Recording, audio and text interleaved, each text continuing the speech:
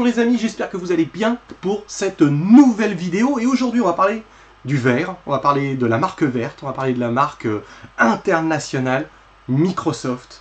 L'E3 de Microsoft. Qu'est-ce qu'a donné l'E3 de Microsoft? Bon, il y a du bon, il y a du moins bon. On les attendait énormément au tournant parce qu'ils étaient supposés annoncer une nouvelle console. Voilà, faire péter le feu d'artifice. Bref, on attendait un vrai show autour de ce qu'on appelle aujourd'hui la Xbox One X, l'ancienne Xbox One Scorpion. Allez, je vous en parle pour cette E3, un petit peu à froid, comme ça, quelques jours, une fois que le salon est terminé. On va parler de la conférence, des jeux et de la console. On commence par la conférence. La conférence Microsoft, que dire, à part que très très long, effectivement, cette conférence est un peu longuette. On commence lentement avec le Forza. Bon, rien de foufou. C'est joli, hein, c'est joli, c'est propre, mais bon, ça démarre tout doucement. Et ce qu'on va se rendre compte petit à petit au fur et à mesure que la conférence avance, c'est que cette Xbox One X n'est ni plus ni moins qu'un nouveau modèle de la gamme Xbox One. Définitivement, cette génération de consoles va amener un élément majeur dans l'industrie, quelque chose de globalement nouveau, qui existait déjà avec les portables chez Nintendo, mais là c'est le salon qui est touché. C'est une évolution, des sortes de mid-saison de consoles, entre les S, la X, la PS4, la PS4 Pro, que va nous réserver l'avenir. Est-ce que nous dirigeons vers quelque chose de très proche du mobile? J'ai l'impression que oui, les amis. La technologie avance très très vite, et puis peut-être le consumérisme ambiant, cette envie de toujours consommer. Bref, tout un ensemble de problèmes qu'on n'abordera pas dans cette vidéo, mais qui nous renvoie justement à un rythme beaucoup plus effréné de la part des constructeurs. On va parler alors, il y a eu pas mal de jeux, notamment donc Forza, comme je vous disais, il y a eu Crackdown 3, mais bon, qui est vraiment intéressé par Crackdown 3? On va parler de Dragon Ball, qui fait ses débuts à la conférence. Il a été la surprise de cette E3, l'une des surprises éditeurs tiers de cette E3. Les gens qui ont joué ont beaucoup aimé, ça a de la gueule, ça bouge. Globalement, c'est le Dragon Ball qu'on a toujours rêvé. Moi le premier, j'adore la franchise Dragon Ball depuis que je suis gosse. J'ai envie de jouer à ce Dragon Ball, très clairement. Ensuite, on a eu comme titre plutôt bien foutu, qui nous a mis une belle claque, ça reste le nouveau Metro, qui est annoncé en début de conférence. Ça a de la gueule, il y a un certain cachet. Alors, ce n'est pas une exclusivité Xbox, hein, malheureusement, même si ça y prêtait un petit peu quand on avait des doutes quand on a vu la conférence, mais non, ça se retrouvera sur toutes les consoles et PC, bien évidemment. Mais ça a de la gueule, ça a l'air pas mal. Il y a un côté un petit peu Stalker of Chernobyl, je ne sais pas pour ceux qui ont joué sur PC à l'époque, si ça vous dit quelque chose. Bref, il y a quelque chose dans ce genre-là. Moi, ça me parle, c'est pas mal, même si je ne suis pas super shooter, ça a l'air pas mal. Ensuite, il y a le petit coup de rafraîchissement, je sais pas d'où il sort, le Lucky Tail. J'ai envie de vous dire, ils n'ont pas leur Conker, ils n'ont pas de caméo, ils n'ont pas de Star Fox. D'ailleurs, on se demande ce que fait Rare, hein, parce qu'on va parler bien évidemment du cas Sea of Thieves après. Bon. Ce Lucky Tail rafraîchissant, c'est sympa, il n'y a pas une direction artistique de fou, mais le jeu a l'air sympathique, et j'ai envie de vous dire que le gameplay c'est plutôt essentiel pour ce genre de jeu, surtout la plateforme. Sea of Thieves, donc c'est les rares, donc c'est ce qui reste de rare, hein, c'est un petit peu, c'est pas le vrai rare, hein, malheureusement, c'est pas les vraies équipes d'époque. Bon, allez, on va pas ressasser le vieux linge, mais bon, rare est définitivement mort. Moi, le Sea of Thieves m'a... Déjà que j'étais pas chaud, et en vrai ça m'a extrêmement refroidi.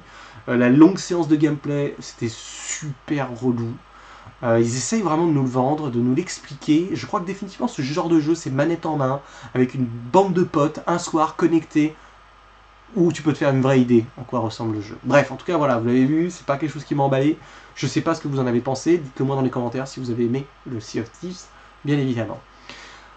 Élément très marquant de Microsoft, c'est la démonstration de BioWare. Donc ça, c'est le seul jeu qui est vraiment développé pour la Xbox One X, qui sortira courant 2018, probablement fin 2018, voire probablement 2019, qui est Anthem, qui a une gueule vraiment incroyable. C'est vraiment, effectivement, c'est magnifique. Ça fourmille de détails, les animations sont vraiment incroyables. Moi, le jeu ne m'intéresse pas du tout, je vous le dis, je n'aime pas les jeux comme Destiny, c'est pas trop mon truc.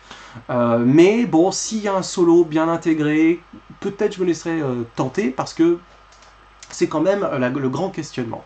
Voilà, donc ça c'est le grand questionnement par rapport à Microsoft et sa Xbox, où ils en sont. La conférence est passée, le show Microsoft, on va pas reparler vraiment de Microsoft tout au long du show, c'est vrai.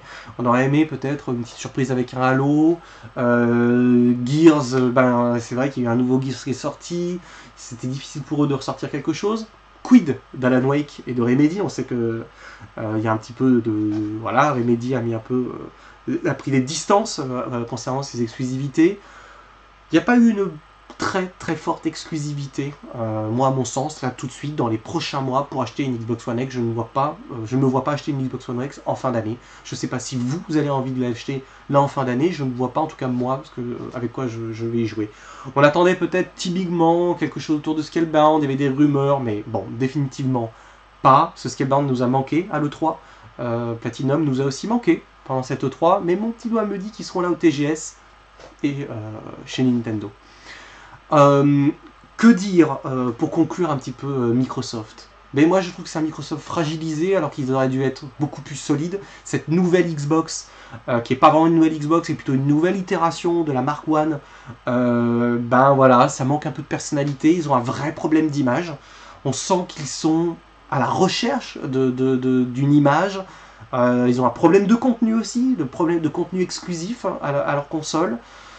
Bien évidemment, je leur souhaite moi le meilleur, de pouvoir essayer de créer de nouvelles IP, peut-être de sortir un petit peu de ce monde de gun, de shoot, de mass killing, de multijoueur, essayer de peut-être vous repencher sur, je sais pas, du platformer, de l'independent game, voilà, c'est pas gagné hein, de la part de Microsoft, mais ce serait quand même intéressant d'aller se plonger un petit peu vers d'autres types de jeux. Et puis, ben voilà, je ne sais pas vous ce que vous en avez pensé, vous avez vu, je suis un petit peu perdu vis-à-vis de Microsoft parce que j'en attendais beaucoup. Je suis un très grand fan de l'Xbox 360 qui est pour moi une des toutes meilleures consoles avec une ludothèque en béton, des exclusivités en béton, une vraie identité, et ils ont tout perdu à mon sens avec cette Xbox One qui n'a pas réussi à me séduire, mais qui n'a pas réussi vraiment à séduire le cœur des gens. Il y a quand même beaucoup d'Xbox One, il y a plus de 30 millions de machines sur le marché, mais ce que je veux dire c'est qu'on sent qu'il y a quand même un problème identitaire. Petit point avant de conclure, le cross-platform avec Nintendo qu'on retrouve notamment sur Minecraft. Faut-il en déduire que Microsoft et Nintendo s'aiment bien, s'apprécient bien? En tout cas, à entendre les déclarations régulières et répétitives de Phil Spencer, Microsoft a envie de travailler avec Nintendo, on le ressent. Encore une chose, mon petit doigt me dit que certaines choses devraient se faire entre les deux constructeurs à l'avenir. Peut-être pas tout de suite, mais dans un avenir peut-être à moyen terme. Bref, stay tuned comme disent nos amis américains. Alors, quels sont les jeux, vous, de la conférence Microsoft? Qu'est-ce qui vous a marqué? Qu'est-ce que vous avez aimé? Est-ce que vous attendez cette Xbox One X? Est-ce que c'est quelque chose qui vous parle? Quels sont les jeux, vraiment, que vous avez envie de jouer sur cette console? Vous avez des commentaires, n'hésitez pas à laisser ce que vous en avez pensé, j'y réponds, bien évidemment. Tout ça en love and peace, love and respect les gars. À très vite pour une nouvelle vidéo. Et n'hésitez pas à vous abonner si vous kiffez la chaîne, à partager sur Twitter, sur Facebook. Allez, soyons fous. Je vous embrasse et à très vite pour une nouvelle vidéo.